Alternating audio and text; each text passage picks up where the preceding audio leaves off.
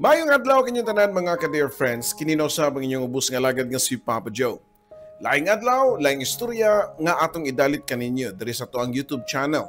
And by the way, so wala pa makasubscribe, please click the subscribe button and the notification button para ma-notify mo sa mga bagong istorya nga atong idalit kaninyo. Labi na gyud sa mga nagpahipi lang diha nga wala pa makasubscribe. Dako na kayang tabang ninyo ang pag-click sa subscribe button. Ug labi na nga inyohang i-share ug ipahibaw sa ninyo sa mga higala nga doon natin channel nga ang content sama niini nga makahatag og inspirasyon tungod sa mga kaagi nga idalit sa atong mga kaigsunan nga nagpadasad silahang suwat sugilanon. And sa mga nangita og daan nga mga istorya sa atong YouTube channel, makita sa na ninyo sa Katabi with Ate Gems. Ayaw sa mo kalimot sa pag-subscribe o click the notification button. Kunya, kung ginamo mo pada sa inyong istorya, ipadala ka na sa papajoesuperb@gmail.com. Kung wala nyo makuha ang atong email ad, pwede nyo i-check sa video description below kay naa dito nga to ang email address. Kunya, karong adlaw, ang istorya nga atong idalit kaninyo mao ang ikaduhang istorya nga pinada sa atong igsuon nga si Milagros. Kung sa may unod sa istorya, atong tagaan nagpagtagad karon taon. Pero sa dili pa, magpasalamat ko ninyong tanan sa tanan all over the world nga nagtan-aw sa tuang YouTube channel. Daghang salamat kay kung wa sa niya tong YouTube channel. And dako na ko kalipay nga ipahibaw ninyo nga karong nga episode, actually yesterday naabot na gyud ang atoang silver play button. Yan. So, that was November 21. Okay? So, mauna gini siya. Nakita na gina to. Harap-harapan na gini, guys. Yan. Suwaw pa kayo. Oh? Makita na akong reflection dito. Oh? Yan. So, there you go. Daghang salamat sa YouTube. Yan. Dear Papa Joe, mga ka-dear friends, 100 subscribers. So, din siya may tabuing ani kung wa pa ang inyong suporta. So daghan jud kayong salamat og malipayon kay ko nga layo-layo na tag naamtan og daghan-daghan na sa tang mga kaigsunan nga nahikap ang ilang mga kasing-kasing tungod sa inyong mga istorya. Wa ko kabawasan kay butang dire no. Kay kini nga to ang channel inato ra jud ni siya. Ang pinaka-importante ang unod, ang content nining ato ang YouTube channel. So dito maglangay. And by the way, naka-promise ra ba ko ninyo no? Nga ako ang isang istorya, nagsuwat ko kay dimday lalim gyud ang magsuwat puting taasa. And you have to sometimes magsuwat ka murag mabalik nimo ang mga kasakit bitaw nga imong nabatyagan diyang imo tong nagian nga mga problema. But anyways, that's gonna be soon. Okay? So, wa ko makalimot sa kong promise ninyo guys. So, dito maglangay o ganiya na ang istorya ni Milagros diri lang sa tong YouTube channel, ang Dear Papa Joe Stories. Oh, dear Papa Joe, tagapayo ng puso. Sa bawat kwento, ikaw ang sandalan ko. Sa pag-ibig, sa sakit, sa pangarap at saya, ikaw ang tinig ng bawat nag-iisa. May iniwang sugat, may bagong simula sa mga liham. Hinahanap ang pag-asa sa bawat kwento mong pinakikinggan. May aral at saya na hindi malilimutan.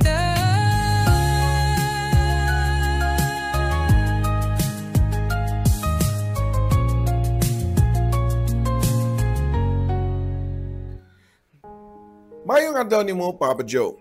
Itago lang ko sa pangan nga Milagroso. 22 years old nga taga Lapu-Lapu.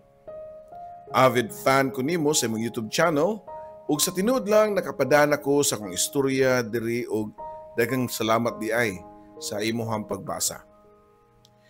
Kini nga isuat karon na bali ikaduha na ni nako nga padani mo. Lahi na pud nga story nga naga-focus sa akong pamilya labi na sa akong inahan. Sa pagkakaroon, third year college ko sa ka private school sa Lapu-Lapu.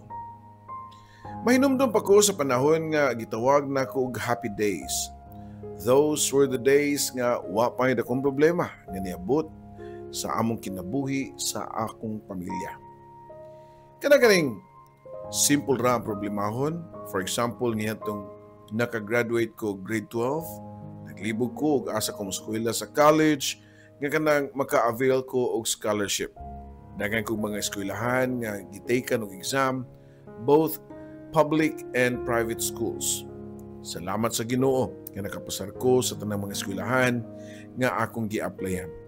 Ang problema nako, asay akong pilion sa tanan. Nakapil ko sa ka private school o nakapili ko sa ka private school sa Lapu-Lapu nga nag-offer og scholarship program. Pila ra may istorya, naka-enroll na ko nining nga giingon nga private school unya nadawat pud ko. Isip usa ka academic scholar. Mga wargi ko problema labi na sa kong mga ginikanan sa tuition kay full scholar man ko. Ang ako rin yung siguroon nga maka-maintain ko sa grado nga di mo below sa 2. Pero nadugay request na sa school nga ang mga academic scholars mo render og 2 days every week nga duty. Unya, ang 2 days nahimong 3 days, hangtod nahimo ng everyday na gyud nga mo duty og trabaho sa school. Ang academic scholar nahimo ng working scholar, pero okay ra. Hinoon kay imbis nga ma-maintain mi grado nga 1.9 to 2.0, nahimo namang 2.5 ang maintaining grade. Di na kayo pressure. Pero bisan pa og gitas-an na ang maintaining grade, nagpabilin gyapon nga tag-as ang akong grado nga nag-range sa 1.3 to 1.7 na mao'y akong pinaka-lowest nga grade. Kami mga scholars, dako kay pasalamat sa owner sa school kay maayo kay sila unya gihatagan gyud mi og opportunity ang mga utukan o kugihan ng mga estudyante. Everything went well until one morning nga gichutan ko sa akong ate. Si mama giatake sa high blood, nami karon sa emergency sa Mactan Doctors. Grabe kusuga nga akong lukso tungod sa akong kakuyaw, kabalaka sa akong mama. Uwan-uwan pa yun niya itong buntaga, mao nga pag-abot na ako sa Mactan Doctors Hospital, nagkalapok pa nga akong mga tiil. Naghangos ko og dinagan samtang nagsigig pangita asa si mama. Pagkakita na ko asa sila, akong mama kay conscious pa. Pero di na mo open ang iyang mga mata sa kasakit sa iyahang ulo. Sigiyan ako pukaw si mama dungan sa pagsigsulti nga, ayaw katugma, laban lang ma. Ayaw o give up ma. Mo-respond naman po si mama og motubag siya og nalipay mi kay nitubag pa siya. Conscious pa siya, unya tungod adto nahatagan kog dakong pag-asa nga ma-okay ra siya. Naglibog yun mi nganong giatake si mama nga di manunta siya high blood. Ni kalitra man kunog saka ang iyang dugo sa 220/120 ang iyahang blood pressure. Mo hinungdan nga ni buto ang iyahang ugat. Nadia mi gamay nga tindahan Papa Joe.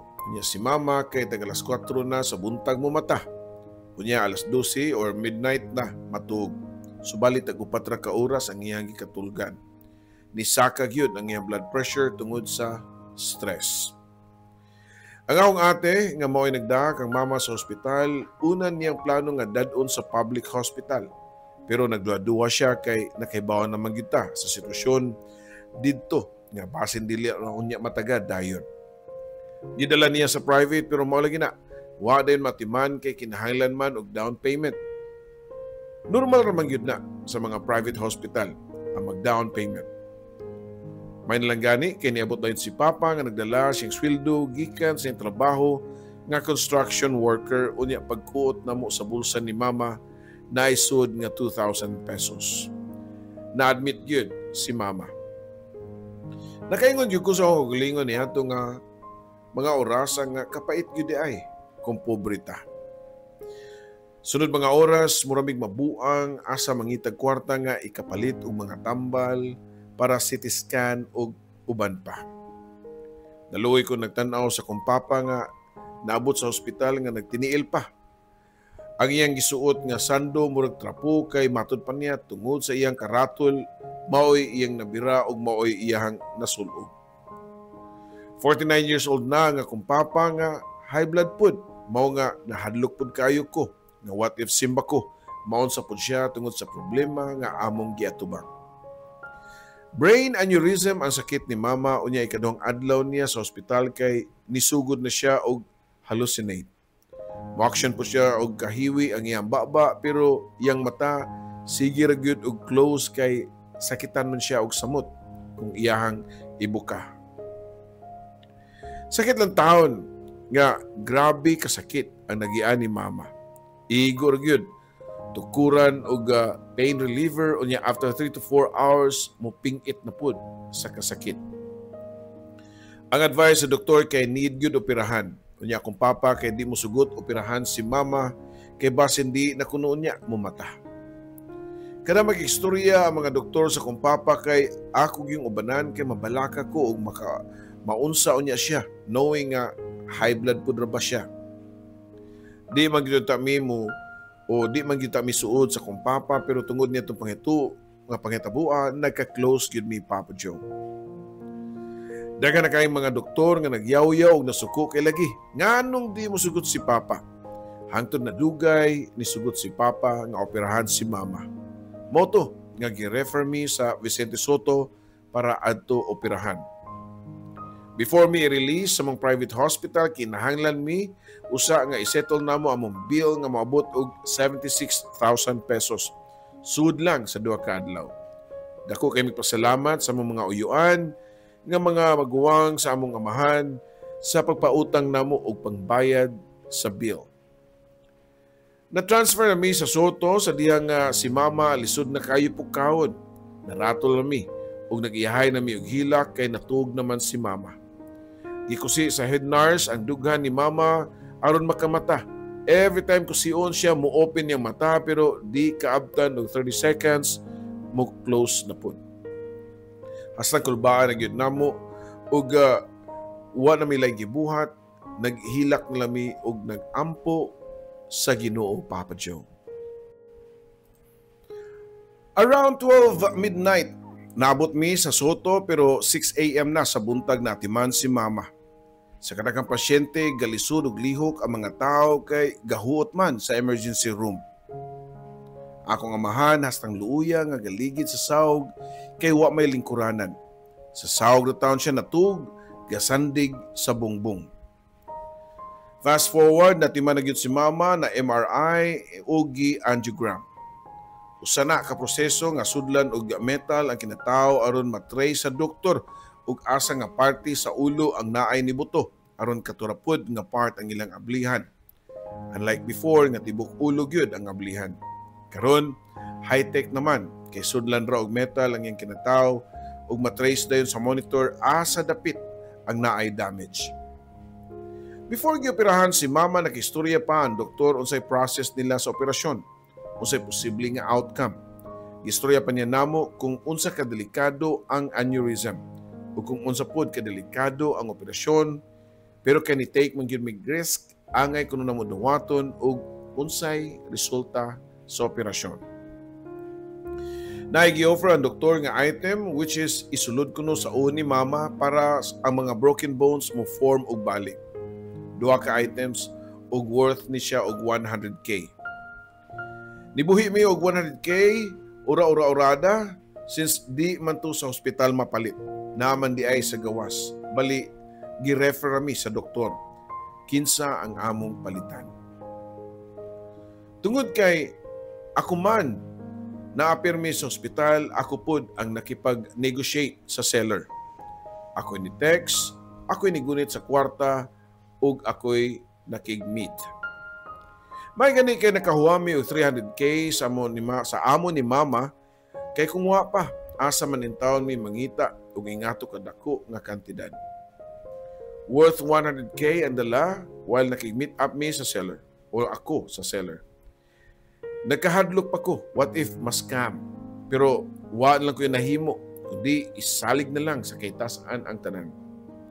Buhato na mo ang tanan nga masalbar lang si mama. Total, kanang kwarta, makita na. Pero ang tsansa nga mabuhi, tagsara. Ang uban gani, wala na. Gioperahan si mama mga 4 p.m. ug nahuman around 10 p.m. siguro. Dali ra gani kuno to, kay daghan man kuno mga doktor ang nagtabang. After how many hours of waiting, nigawas na ang doktor ug usa ra gyud ang akong di malimtan nga sulti pa sa doktor. Okay na si ma'am. Grabe akong kalipay nga among nabati Papa Joe nga murag tanang tao sa ospital gusto na mo hatagan og pahalipay og pasalamat. Pagkaugmaan na, nabalik na si mama sa ward. Lisod unaw-naon nga naabot mi ato nga punto pero dako gihapon ang pasalamat sa Ginoo. Nga gitagaan niya og milagro ang kinabuhi sa among inahan. Humani ato daghan paghihapon ang mga kalisod nga among nagian pero usa sa pagsuway nga wa na ko damha mao ang kabahin sa akong pag-eskwela. Straight ko nga nagbantay sa ospital kay ako may masaligan. Kaya nga akong papa, high blood, unya akong ate, mabdos. Bisan og taga lapu-lapu mi pero diha mi ni stay sa Talisay para duol inigbalik og check up sa Soto. Mga 1 month yun ko na naka-absent sa eskwelahan. Sa akong eskwelahan, at first nisabot sila sa akong sitwasyon nga emergency between life and death. Pero sa akong scholarship, nakasuwat sa kontrata nga 5 days sa gyud ang leave. Pero ako hapit na mag 1 month nga wa ko ka-duty. Mura man po may trabahante nga basta mo absent mo file gyud me og papeles sa HR. Sa akong kaso nga unexpected nawa nga sa akong nahuna nga need pa mo pass og letter of absence. Violation na gyud to kay kutob raman ko sa pag-update sa messenger sa akong mga co-scholars which is dili gyud formal nga pamaagi. Kapila ko na-undergo hearing sa school about sa akong violation until one day gipatawag ko for some important meeting para sultian nga ang akong scholarship got revoked. Wala ko scholarship. Terminated na ko for my prolonged absences without updates. Ang mas nakapait pa, ana kay nakoy bayranan nga 25,600 pesos since 256 man ang akong lacking hours sa duty. Unya, 100 per hour man. Timing magud kayo nga pagka-hospital ni mama nga mausad ang pag-start sa duty nako. Mo nga dako-dako gyud ang akong mabayaran. Hugno kay ko, naawaw ko. Pero pwerte gyud na akong bako at tubangan sa akong scholarship coordinator o sa department head. Ang may tabo nako kay regular student nako. Magbayad nako monthly unya naapagyoy angay bayran kaya di mabayaran o di ka makaproceed next semester. O di ko makaproceed next semester, di nagyug ko makaskwela. Di ko gusto nga mo-stop og eskwela. Kay di ko gusto nga mabasol sa akong inahan ug mabasol niya yung kaugalingon nga kung wa pa siya ma-hospital, di unta ko maka-absent. Di unta ko matangtang og scholarship. Di unta maguba ang akong pangandoy. Mao na karon nga mura kog mabuang sa akong sitwasyon. Wa ko makabalo asa mangita og ikabayad nga maski pang bugas naglisod nami. Napay maintenance ni mama ug papa kay silang duha high blood. Ang akong gibuhat, ako mga sinina, bag, shoes, sandals, gitar nga Morris ug dagan pa kay akong gibaligya para unta panginahinay og bayad sa tuition. Pero every time nga makahalin ko, ako mang madritsog palit og tambal ni mama ug papa. Day one time nga nagkuwang kayo akong kwarta kay may gani kay grabe kabuutan ang tindera sa pharmacy og gipangitaan niya og pamaagi nga masigo ang akong kwarta para sa tambal. Sa pagkakaroon, 1K pagyutaw ang ako nabayad sa bayranan nga 25,600. Naghimo po ko ug ako ang banana chips nga baligya para puno-puno. Kapait maguna-una, unsa gyud kaha ang akong future. Kalami, eskwela, makayong kusahay nga unfair ang kinabuhi, kinay mga estudyante nga gigastuhan og klaro sa mga ginikanan, dili po sila magtarong og eskwela. Unya, ang sama nako nga ganahan kayo mo eskwela, wa po'y ikagasto. Namin itambag nako og di makaya di lang kuno nako pugson, pero wa ko ni give up Papa Joe. Nagpadala ko ning istorya aron kuhaan og pagtulunan sa tanan. Sa mga nag-eskwela diha, pagtarong pud mo kung ang inyong giproblema, ang pagpaminaw na lang sa mga maestro ug maestra kay nay uban na problema sa allowance, sa tuition ug lain pa nga responsibilidad sa kinabuhi. Napaunta ko'y pamarayag, Papa Joe, sa mga nagtanaw karon ba sinamoy malumo, magkasing-kasing o makatabang mo na ako bisan o gamay. Wala ko'y maduulan, di ko gusto nga muundang sa kong pangandoy, kay di ra ako ang nangandoy. Ani, apil na ang akong inahan o gamahan. Sanay malumong kasing-kasing o sa mga nakangat-angat, nakibaw ko nga lisod kayo ng panahon na, pero namasin lang ko. Kaya ba sinamoy extra nga katabang na ako o bisan ginagmay lang unta, ginuulay mo baos ninyo. Na ako'y mapakita ng mga ebidensya, ng mga medical records sa kong mama o sa eskwelahan pod na ako. Dinhin na lang pod kutob, Papa Joe. Daghang salamat, Milagroso. Daghang salamat, Milagroso, sa imong suwat tampo. No? And I'm so sad and feel sorry nga nung naitabuan na sa imong kinabuhi, pero dili raman sa ikaw mo naitabuan, ana. And nakasabot ko nga tungod sa kalisod nimo nangwala ka, nangindahay lang ka nga basin through sa tuang channel doon ay makatabang nimo, no? Well, nindot unta ko naa. But again, ako lang sa di paibaw nimo nga di ko kapasalig ana gyud personally diri sa tong channel nga ako'y mo facilitate ana nga sitwasyon kay mahimo na mong guni siyang precedent unya sa ato ang mga viewers nga magpadana lang diri para to solicit sa tabang, no ya kabaw ko nakalisod gyud tanan. In fact gani, to tell you honestly, ang imong sitwasyon karon same sa sitwasyon karon sa mong kauban trabaho na mo sa akong trabaho, hindi lang ako i-mention ka pa naman mo asa, no? And bago lang siya na operahan na. O ang nakalisod gani kay supposed to be i-transfer siya sa public nga hospital tungod lagi kay mahal, pero emergency na magyud kayo. So napugos na lang, pinagisa mo na lang sa pagtambag nga makita rin yung pamaagi. Gioperahan na lang yun siya sa usa ka pribado nga hospital o taas jud dako kayo. Ug wala sa gina mo ipahibaw niya nga mao ni bayranan kay basin kung makabaw siya nga mao ni bayranan nga sobra na milyon mabayran basin og dili na nun siya makarecover o musamot na noon ang iyang sakit.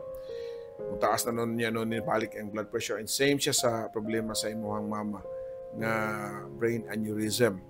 Okay? I will try to communicate with you privately. Dili lang ko mangita because I'm not, sorry pa, sa luan na dyan kay Kostanan nga, dili ko sama sa uban nga mga content creator nga musulisit diri. Kay I don't want na ma-stained ang ako asang dungog basin maingon yan sila nga wabro na ako mahatag or maybe nga na. But kung nagtanaw magani ka karon, just try to communicate with me sa email ad nga imong ipadadan sa imong problema and we'll talk. Basin pa di ay og makapangita tag pamaagi. Okay? I'm not promising you financially nga ingana, no, kay di masata ingana ka abunda. May pareha ng ubang mga celebrities diya and sa tuwasang YouTube channel makita sad nimo nga nagsugod pa sa ta, no? So we're not earning that much. Igo ra taon nga matapak-tapakan nga to ang production ni sa mga mayroon no. Makita gino pantay yung mga standing nga makita sa inyo itong mga microphone. So low end ang atong dating pero malagi na gusto lang ko nga i-share ninyo ang mga makahatag og motivation ng mga storya. So Milagroso, no, I'm sure nga naagyo naghuwat nga tabang nimo. And kasabot sa jud ko nga unsa ka dedicated, no. Kung maminaw sa mo sa istorya ang mahuman nako, almost pare-pareho ta istorya. Wa sa ko kahuman. Wa ko kahuman og eskwela tungod sa kalisod. Pero mo na ginaingon nga kung masiradan manggani ka sa pultahan, mamay na yung mga panultiyon, ablihan niya po ng bintana. Dili na siya dako-dako, but easy for you nga makalusot lang yapon ka. Naagyapon na siya ipadulungan ingana. So alang jud pagwa sa paglaom. You're still young, you're 20 years old. And I will tell you, honestly, it took me how many years nga nakaginhawa ko sa akong kinabuhi. Nag-edad na ko og 40 kapin. But I'm not surrendering until now. Dili na ni siya para ako, kundi para na ni sa akong mga anak. Nga ako ang matabangan sad. So, I hope nga di ka ma-discourage. Ampo lang yun sa Ginoo, hugti. Ayo, don't question Him. Kay naagyod na rason nga nung nahitabo na nimo. I'm sure, daghan na itong mga kiksunan karong ginamo tabang, no? Daghan ginadyon mo tabang nimo. Pero, I will do it in a way nga dili na to abusuhon sa nga to mga kaigsunan. I will not solicit kay mahimo lang siyang president, mahimong sinugdanan ba nga ang mga kaigsunan na to instead nga maka-inspire sila, mahug na nag-charitable nga programa na to. I hope you understand. But pagitaan to nagpamaagi. Communicate with me sa ako ang email ad and basin makakaplag taglaing mga institusyon nga makatabang nimo nga mga ahensya baron sa gobyerno nga makatabang nimo. And who knows? Okay? So taas-taas pa kita makawan sa salig lang yun sa Ginoo, malagpasan na gina nimo. Kaya maski unsa na tugpugong ang mga panghitabo, kung mahitabo gyud na siya, wa na gyud tay mahimo ana. Kung unsa magani. So ang imong mama ni survive siya, meaning to say napay rason. Doon na pay rason o na pa siya daghang buhaton, na pa siya tahas ni kalibutan na. Okay? Daghang salamat. Kiniusab si Papa Joe.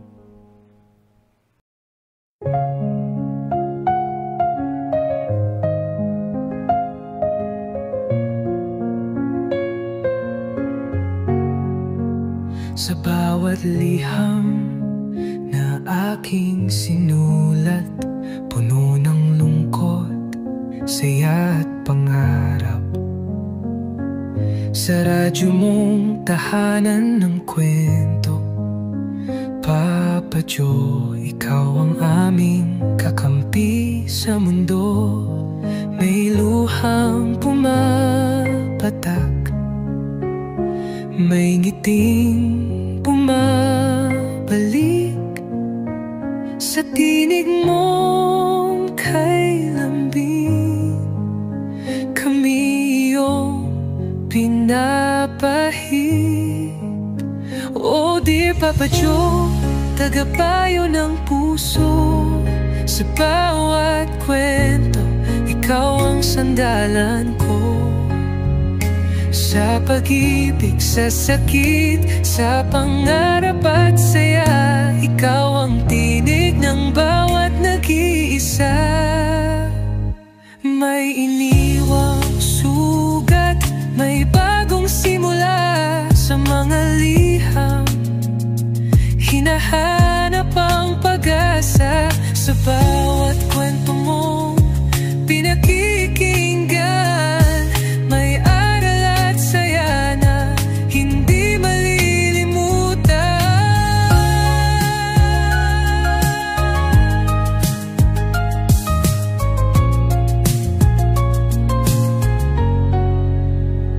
May iniwang sugat, may bagong simula sa mga liham. Hinahanap ang pag-asa sa bawat kwento mong pinakikinggan. May aral at saya na hindi malilimutan. May luhang pumapatak, may ngiting bumabalik sa tinig mong kay lambing. Kami iyong pinapahid. O dear Papa Joe, tagapayo ng puso. Sa bawat kwento, ikaw ang sandalan ko. Sa pag-ibig, sa sakit, sa pangarap at saya, ikaw ang tinig ng bawat nag-iisa.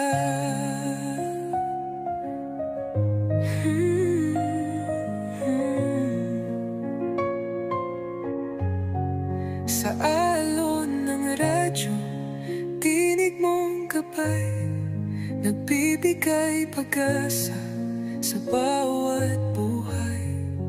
Kahit saan man kami dalhin ng mundo, ikaw ang kaibigang laging nandyan, Papa Joe. Oh dear Papa Joe, aming kaibigan, salamat sa kwento mo.